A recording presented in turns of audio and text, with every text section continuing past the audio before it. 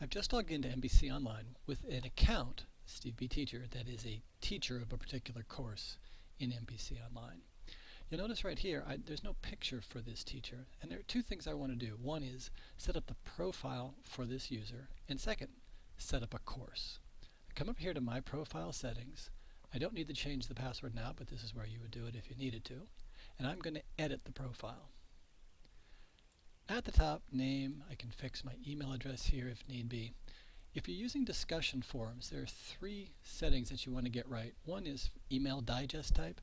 I like to get a daily email with either subjects or the full post rather than a single email for each post that one of my students might make. Secondly, don't auto-subscribe. And thirdly, yes, you want to highlight new posts so that as students make new posts in the forums, you'll be able to find them very easily. Most of the rest you don't need to change, but I do think you should have a user picture up here. This makes it clearer to the students who their teacher is. And all you do is just drag a picture.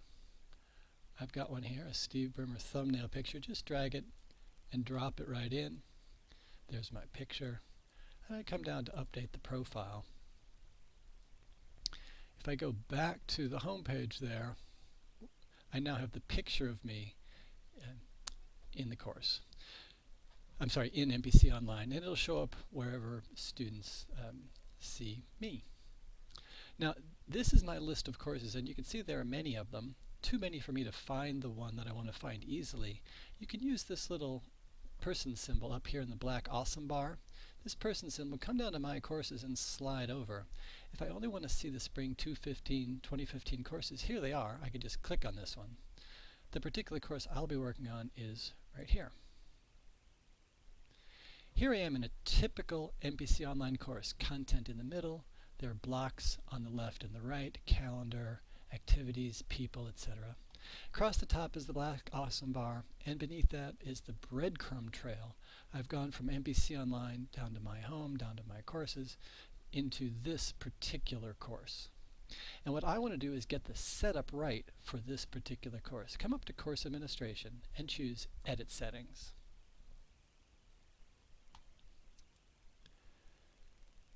Most of this will be okay. You do want to make sure you get the start date right. You can change the year like that. You can get a whole calendar and edit it that way. This is an important thing, the course formats. Mostly people choose a weekly format. If you choose the weekly format, your course main page will be organized week by week with the date range for the week as the heading of each section.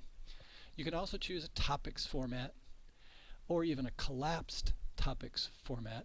In the topics format, instead of the week headings for each section of the course, you'll have topics, topic 1, topic 2, and you can go in there and change topic 1 to whatever it is, whatever your first topic is. The collapsed topics format is just like topics, except each week is in a collapsed form and the student has to press the arrow key to open up the week. Mostly people leave it in weekly format.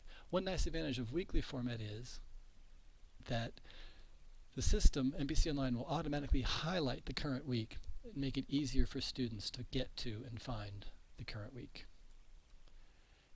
Down here under Appearance, do you want the students to be able to see the gradebook in MBC Online? If you're using it, yes. If you're not using the gradebook, then maybe you want to hide it.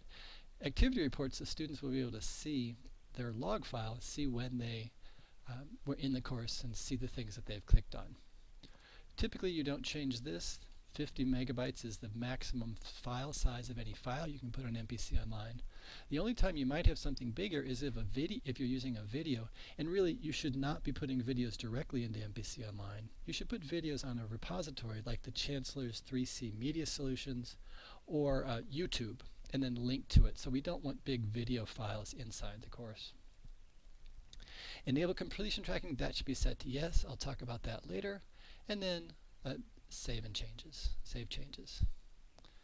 There we go. I've set up my profile and I have done the settings for the course.